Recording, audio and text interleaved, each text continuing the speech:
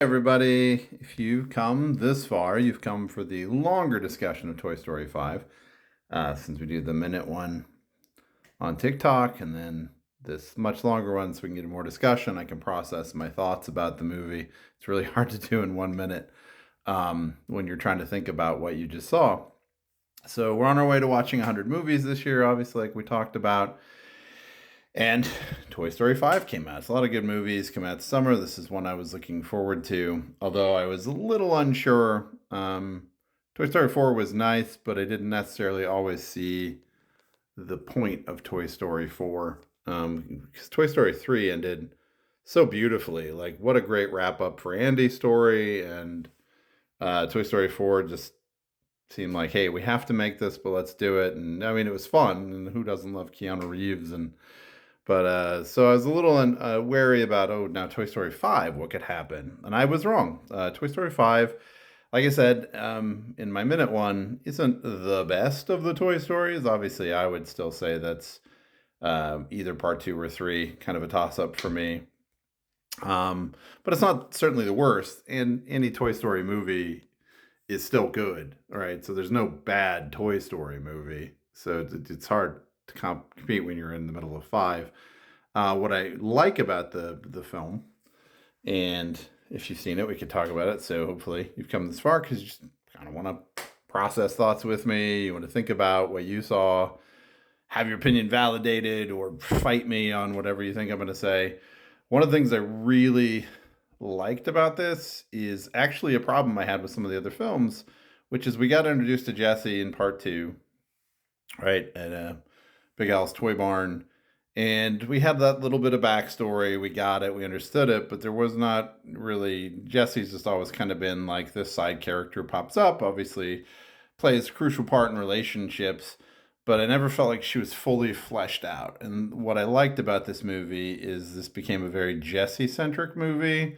And that's a great tact. Because, like I said, probably my problem with 4, it's kind of a reheated version of the other ones. Same characters, same fights, same relationships. But in this one, it takes a new dynamic. We get a look at, obviously, Bonnie. We get to see Blaze and Bonnie's friendships and the expanding Toy Story universe, which is nice. But like I said, seeing Jesse's story, very appreciative. And it gives Joan Cusack a chance to shine. And I will forever adore Joan Cusack. I mean, name a movie and it's great, whether it's Grosse Point Blank or even the small part she had in 16 Candles, um, Toys with Robin Williams, just Joan Cusack, amazing. Actually, my daughter and I were in Los Angeles last week on a trip before my daughter becomes a senior, and we thought we saw Joan Cusack. We're very excited. Obviously, probably wasn't Joan Cusack, but man, what a great meet that would be because she's just awesome. And so here she gets a chance to shine. Um, Great new characters introduced, right? I didn't realize that Conan was in this until the dream sequence when they put Conan's hair on the toy. And I'm like, oh, it's Conan. And I love Conan. And my family knows if we're on a cross country road trip, when they get tired and I get power back from the auxiliary from their phones, we're listening to Conan O'Brien radio on satellite because it really passes the time. And he always has interesting guests and interesting conversations. One of them being Tom Hanks. And I'll put this out there again. We have a lot of guest speakers in my history class and a 1980s class I work with from North White with Mr. Todd Shriver. I've been trying to get Tom Hanks for years, and he's just always been so polite about it, but he's so busy, right? But I heard him on an interview with Conan talking about how he just likes to hang out at Starbucks and read Sarah Vowell books. Tom Hanks, me too. I love Sarah Vowell books. She came to Indiana a few years ago and signed all my books, and she's been such an inspiration on so many things. Anyway, that goes back to The Incredibles, which comes back to Pixar, which comes back to this. So, like I said, I love that fully realized Jesse story in this. That's really good. I like the new character dynamics.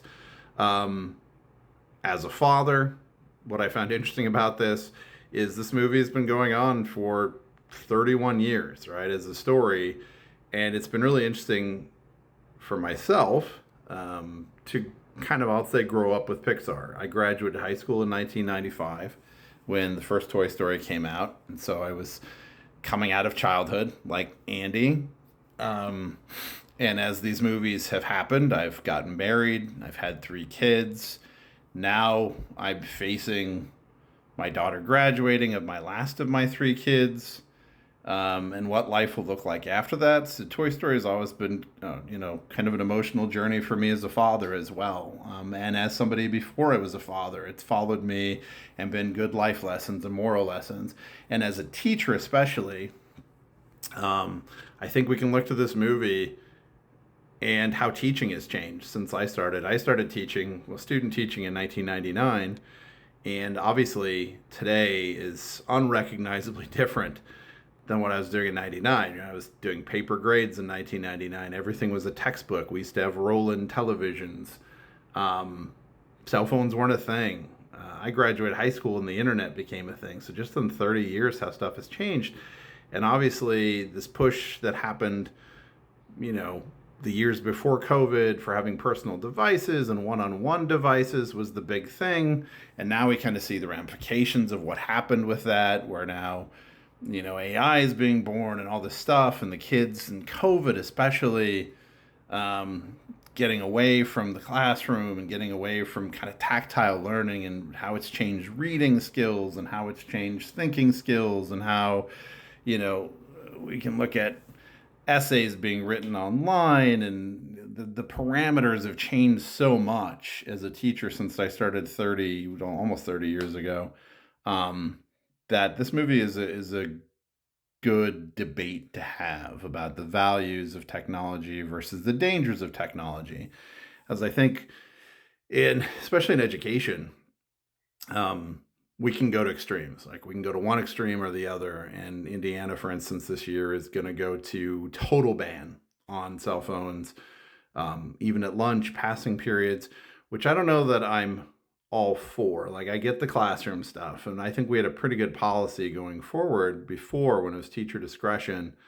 Um, we're going to see obviously some things like these kids have grown up since cell phones, right? They've had cell phones in their hands. They've been wired to their cell phones. They've been wired to this, the programming and the likes and the dopamine hits of everything, and haven't necessarily been programmed as to, when I grew up.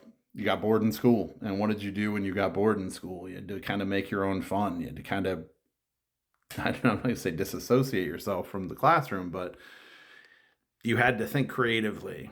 You didn't have the crutch of the phone. And like I'm saying, that's not just youth as well. My generation is terrible at it. If you've been to the movies, and people are always complaining about teens on their phones at movies, but it's a lot of people my age that are easily going. And I heard a study the other day about dinner time and family dinner time, and how it's mostly the adults around the table on their phones.